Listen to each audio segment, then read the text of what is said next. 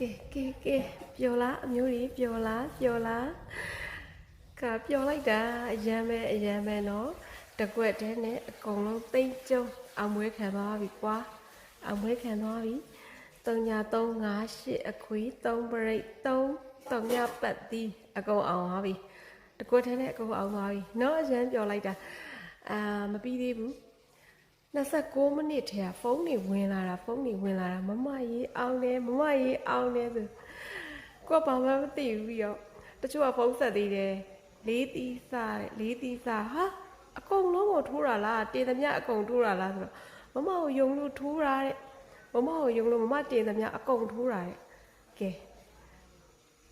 ပျော်တာပေါ့နော်လေးသီးတောင်စားရတယ်ဆိုတော့လေးသီးစားတော့မှ3ညပတ်တီး3ပတ်တီး3 break 3.358ခွေကဲအကုန်သွားပြီအရန်ပျော်တယ်နော်အရန်ပျော်တယ်အမျိုးကြီးတွေအောင်မွေးလာခံတာပါရှင်အရန်ပျော်ပါတယ်ရှင်နောက်အပတ်တွေလည်းအစွမ်းကုန်စူးစမ်းပြီးတော့ပါမလို့ like and subscribe လုပ်သွားကြပါနော်ကျေးဇူးတင်ပါတယ်